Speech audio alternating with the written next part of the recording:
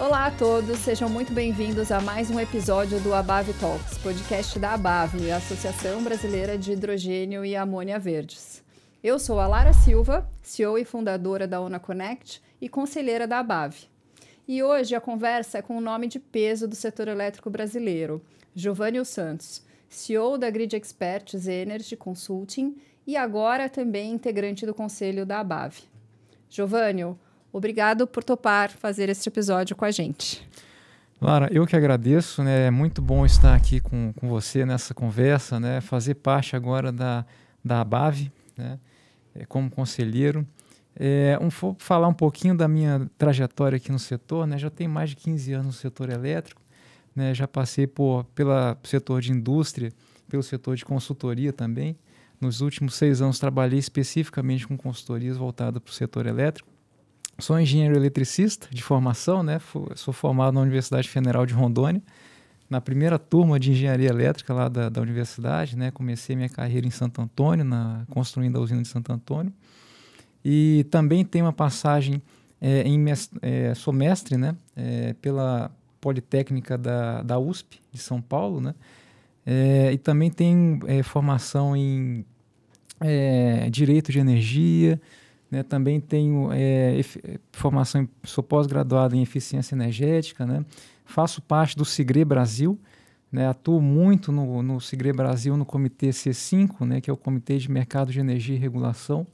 Né, então, também faço parte do I3E, né, que é o Instituto Internacional de Engenheiros Eletrônicos e Eletricistas.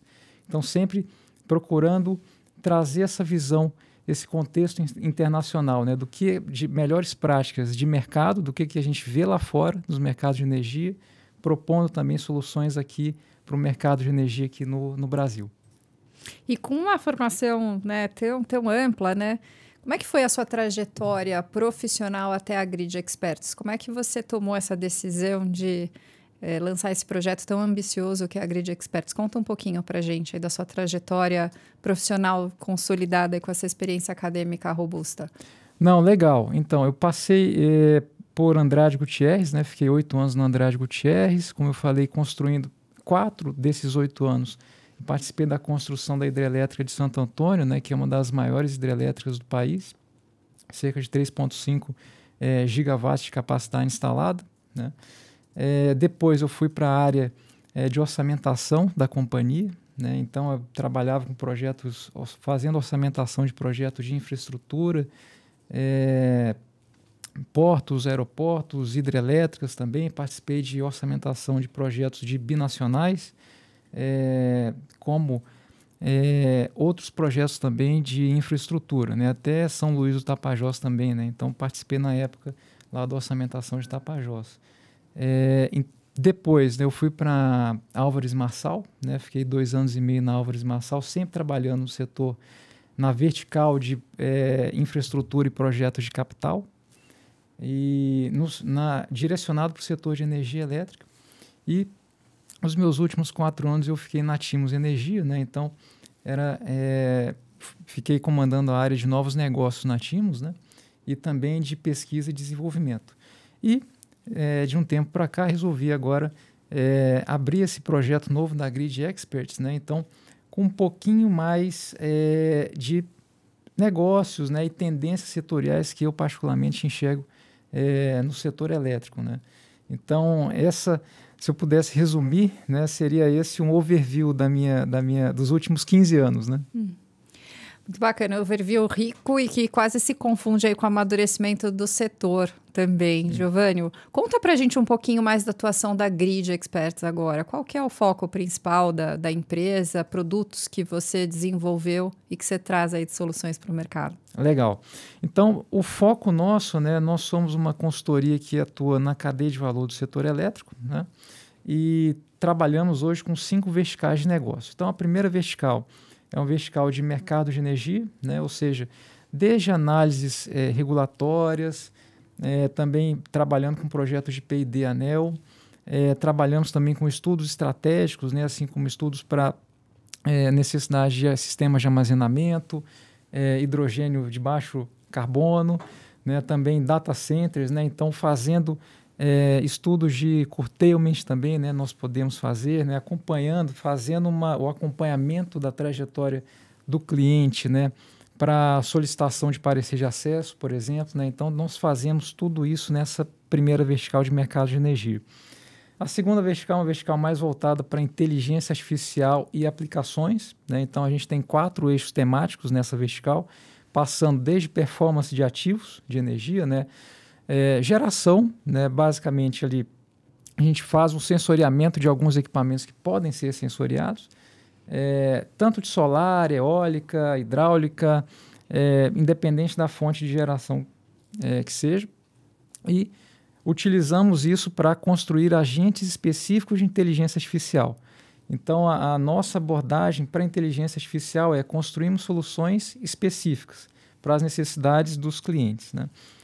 Não é nosso objetivo ter SaaS, não é nosso objetivo ter plataformas para venda de SaaS. O nosso objetivo é fazer agentes de inteligência artificial voltados para a necessidade do cliente. Tem outros eixos temáticos também, né, que é o que nós chamamos de RegTech regulatório, né, que é construir agentes de inteligência artificial específicos para atendimento de demandas ANEEL ou de demandas de outro tipo de autarquia também governamental, né? Então, a gente treina os agentes em regulações específicas e também uma vertical que é voltada para a mesa de trading de energia, né? Ou seja, aquele agente que tem trading de energia, seja gerador ou seja comercializadora pura, a gente também constrói os agentes de inteligência artificial para a otimização desse portfólio de energia. Tem a terceira vertical, que é uma vertical voltada para M&A, né? Então, também atuamos muito em parceria, né, com empresas que trabalham com M&As também. Uma quarta vertical, que é uma vertical de projetos de inovação, né? Então, diferentemente dos projetos de inovação ANEEL, nessa vertical a gente estrutura os projetos de inovação para captação de recursos sem ser ANEEL. Por exemplo, pode ser recurso BNDES, ou FINEP, ou via lei de incentivo também, né? Então, a gente tem trabalhado muito ativamente nesse segmento. Tem uma quinta vertical, que é uma vertical de infraestrutura de baixo carbono, né? Então, nessa vertical, a gente consegue estruturar projetos para captação de recursos via Green Bonds ou Transition Bonds também. Também fazemos escopo de diligências ESG no ativo, né, se precisar também. Riscos climáticos do setor elétrico, né, a gente viu aí várias ondas, né, de calor ou eventos meteorológicos extremos, né, então é um assunto que aparece bastante hoje em dia.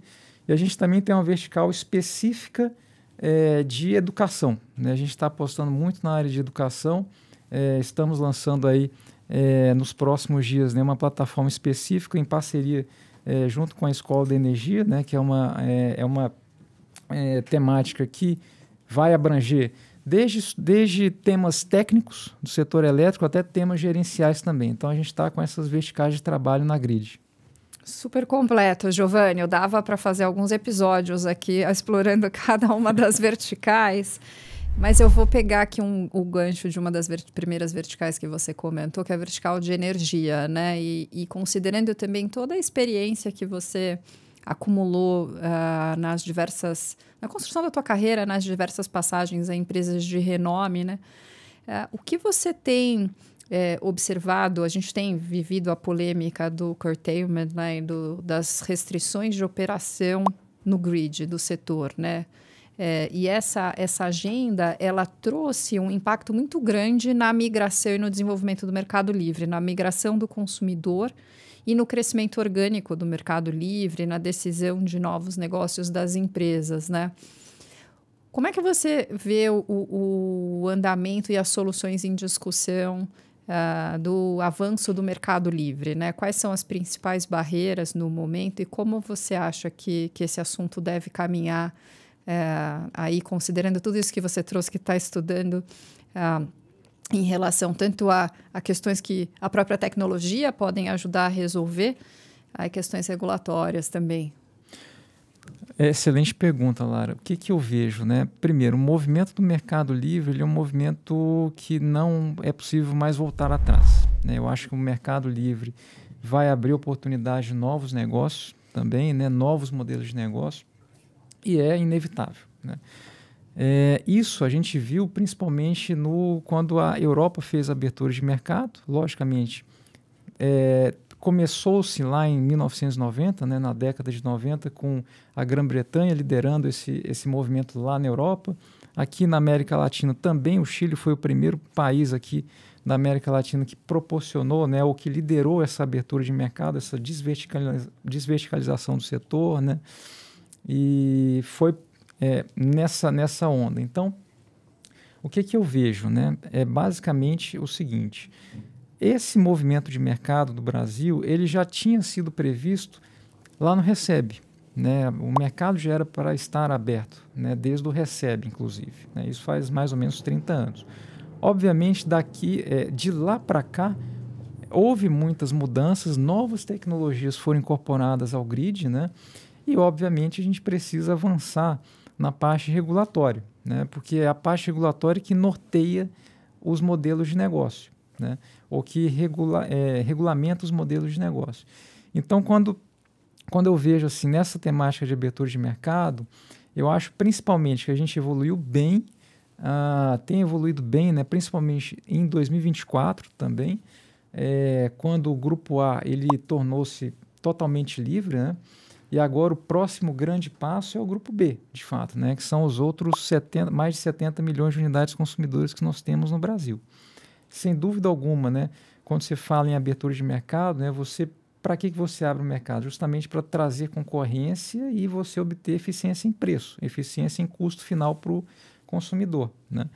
Então, o grande desafio nosso é esse hoje, né? A gente teve um marco importante em 24, mas precisamos continuar avançando para habilitar o consumidor do grupo B, que é o grupo de baixa tensão, para fazer parte desse mercado livre, né? E também tecnologias, né, como digitalização das redes, né? E é muito interessante que você fez essa pergunta. Recentemente o Ministério ele colocou a portaria 111, né, de 2025, que determina a digitalização das redes, o uso também de medidores inteligentes e a implantação das redes inteligentes, né, até 2035. Então, a gente vai ter 10 anos aí para implantar isso de forma gradual e aí sim, você habilitar os serviços de fato do medidor inteligente, né? A portaria também determina aspectos técnicos que devem ser seguidos pelas distribuidoras, estudos econômicos, né, para que não haja repasse injustificado para o consumidor final da implantação dessa infraestrutura.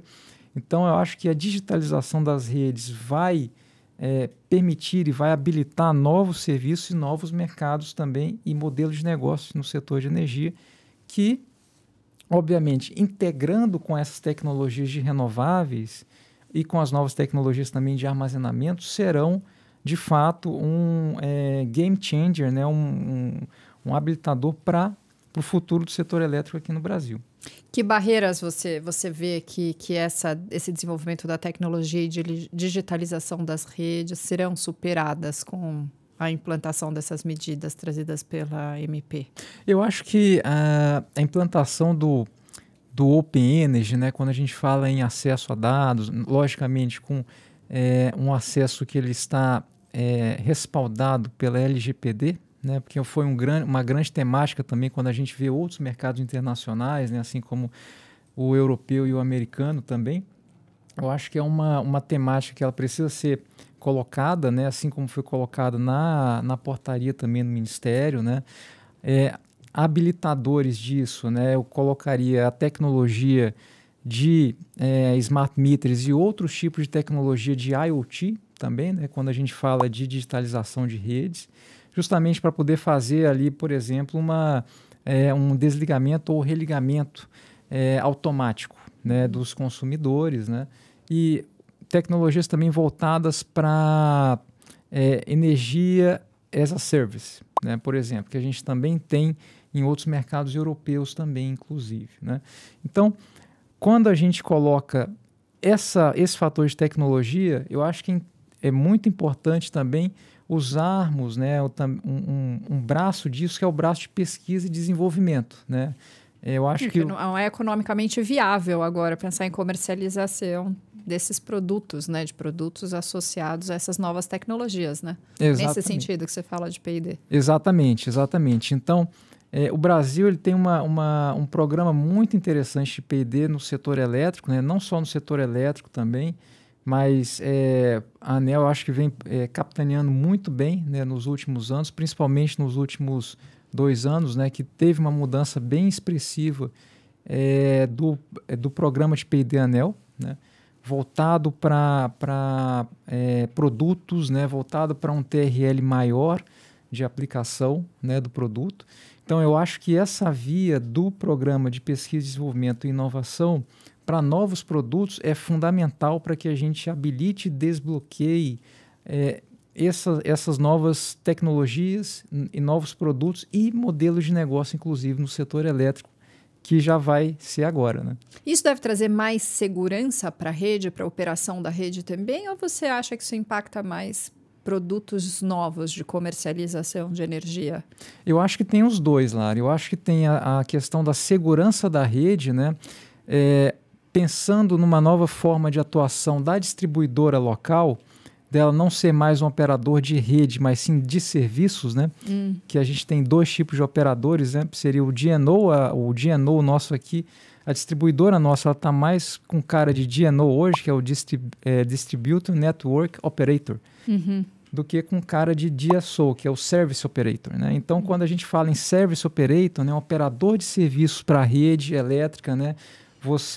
A distribuidora como mini ONS local, né? E aí você tem uma capilaridade maior de operação disso também, até por conta da geração distribuída, né? Que tem entrado muito fortemente nos últimos anos. Então, não só com a operação da rede, como também novos produtos.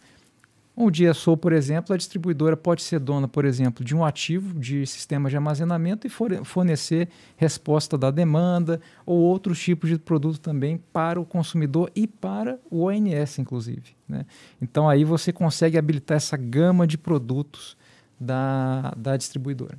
E pensando 5, 10 anos, né? Você entende que a gente está indo num caminho de mais segurança e mais previsibilidade com esses novos incentivos, né? Que tornem mais seguro para o investidor também voltar a investir em energias renováveis? Estou falando especificamente dos temas mais recentes de insegurança de operação, levando a curtailments e suspensão de operação de renováveis, né? Você acredita que a gente está indo numa linha de mais segurança, mais previsibilidade e, por consequência, mais incentivo para renováveis? Dá para fazer essa ligação direta? Boa pergunta, Lara. Eu acho o seguinte, né? Eu acho que problemas de curtailment, os mercados que têm renováveis têm, né? O que tem de diferente nesses mercados? Que eles conseguiram, de certa forma, discutir e colocar em prática as regulamentações. Por exemplo, o Chile tem um grande potencial solar, né? Está, nesse momento, instalando vários sistemas de armazenamento, né? Justamente para mitigar essa questão do curtailment. Eles lá não têm um sistema interligado robusto, como é o nosso aqui do Brasil. Existem outros mercados também de energia que enfrentaram essas questões de curtailment, de operação do sistema mesmo, né?